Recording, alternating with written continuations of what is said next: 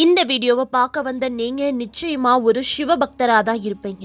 ஏன்னா சிவபக்தர்கள் தான் சிவனை பற்றி தெரிந்து கொள்ள ஆசைப்படுவாங்க. விஷ்ணு பகவானோட அவதார கதைகளை கேட்டா நம்ம எல்லாருமே ரொம்ப சுலபமா சொல்லிடுவோம்.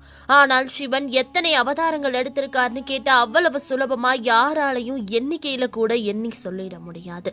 அந்த அளவுக்கு ஈசன் எண்ணற்ற அவதாரங்கள் எடுத்து இந்த உலகையும் உலக மக்களையும் காத்து வந்திருக்காரு. அதுல மிக முக்கியமான ஒரு சில அவதாரங்கள் இன்னும் நிறைய சிவபக்தர்களுக்கே தெரியாத ஒரு அவதாரமாக இருக்குது. சைவர்களுக்கெல்லாம் தலையாய கடவுளான சிவபெருமானுக்கே அசைவம் படைச்சு வழிபடப்படுது. இந்த வீடியோல சிவபெருமானே மனித அவதாரம் எடுத்து பூமியில் பிறந்த கதைகள் என்னென்ன இருக்குதுன்னு சிவபெருமானுடைய 21 அவதார கதைகளை மொத்தமா இந்த ஒரே வீடியோல நீங்க தெரிஞ்சுக்கலாம். உங்களுக்கு சிவபெருமான ரொம்ப பிடிக்கும் அப்படின்னா மறக்காம இந்த வீடியோக்கு ஒரு லைக் பண்ணிட்டு ஓம் நமக் சிவாயான்னு கமெண்ட் பண்ணுங்க. இதே போன்றும் மேலும் பல ஆன்மீக தகவல்களை நீங்க தொடர்ந்து பார்க்கணும்னு நினைச்சீங்கன்னா உடனே நம்ம சேனலை சப்ஸ்கிரைப் பண்ணிக்கோங்க. வாங்க இப்ப வீடியோக்குள்ள போலாம்.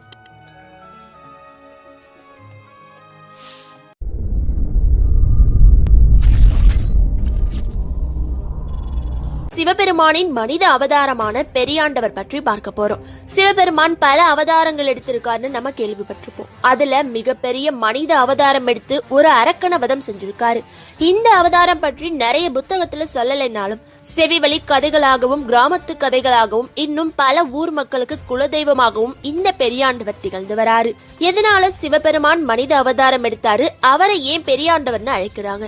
ராமர் லங்கைக்கு போறப்போ நம்ம ஊர்ல பல இடங்களுக்கு வந்திருக்காரு. அதனால நிறைய ராமர் பாதத்தை நம்ம பார்த்து தரிசனம் செஞ்சிருப்போம். ஆனா சிவபெருமானோட கால் பாதம் அவ்வளவா யாரும் பார்த்திருக்க மாட்டோம். பரம்பொருளான சிவபெருமான் தன் நிலை மறந்து தெரிஞ்ச போது திருநிலை அடைஞ்ச ஒரு இடத்துல தன்னோட கால் பாதம் பதிகிற மாதிரி நின்றுருக்காரு. அந்த பாதச்சுவடை இந்த கலியுகத்திலையும் நம்ம போய் தரிசிக்க முடியும். காஞ்சிபுரம் மாவட்டம் செங்கல்பட்டுக்கு அருகில் உள்ள திருநிலைங்கிற கிராமத்துல அருள் பாழித்து வரும் பெரியாண்டவருக்கு ஒரு புராண கதை சொல்லப்படுது. அதை பற்றி முதல்ல பார்க்கலாம். முன்னொரு காலத்தில் சுந்தர பத்திரன்கிற அசுரன் தீவிரமான சிவபக்தன். சாகா வரம் வேண்டி சிவபெருமான நோக்கி கடுமையான தவம் மேற்கொண்டிருக்கான். அவனோட தவத்தில் மகிழ்ந்த சிவபெருமான் நேரில் தோன்றி உனக்கு என்ன வரம் வேண்டும்னு கேட்டிருக்காரு. எனக்கு மரணம்னு ஒண்ணு நிகழவே கூடாது. ஒருவேளை எனக்கு மரணம் நேரணும் அப்படின்னா என் அம்மை அப்பனான சிவனும் சக்தியும் சேர்ந்த சொரூபம் தான் என்னை அளிக்க வேண்டும். அதுக்கு முன்னாடி பரம்பொருளான நீங்க சாதாரண மனித அவதாரம் எடுத்து முடித்திருக்கணும்னு ஒரு வித்தியாசமான ஒரு வரத்தை கேட்கிறான்.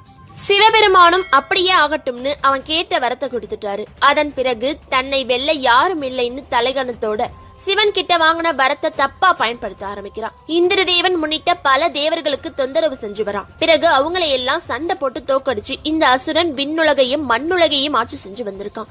அசுரனோட அட்டூழியம் தாங்க முடியாத தேவர்களும் முனிவர்களும் சிவபெருமான் கிட்ட வந்து முறையிடுறாங்க. நீங்க கொடுத்த வரத்தை உங்க பேரை சொல்லியே தப்பான காரியத்துக்கு பயன்படுத்தி எங்களையும் கொடுமைப்படுத்தி வரான். எங்களை நீங்க தான் காப்பாத்தணும்னு சொல்லி முறையிடுறாங்க. உடனே சிவபெருமான் அவசரமா பார்வதி தேவியை நேர்ல சந்திச்சு ஒரு தீர்வை கேட்கலாம்னு தேவி இருக்கிற இடத்துக்கு போய் சுந்தர பத்திரனால ஏற்படுற கொடுமைகளை எடுத்து சொல்லி என்ன பண்ணலாம்னு கேட்டிருக்காரு. அந்த நேரம் பார்த்து பார்வதி தேவி ஆழ்ந்த தியானத்துல இருந்திருக்காங்க. சிவபெருமான் பாட்டுக்கு பேசிட்டு இருக்காரு. பார்வதி தேவி ஒரு வார்த்தை கூட பதில் அளிக்கல. தன்னோட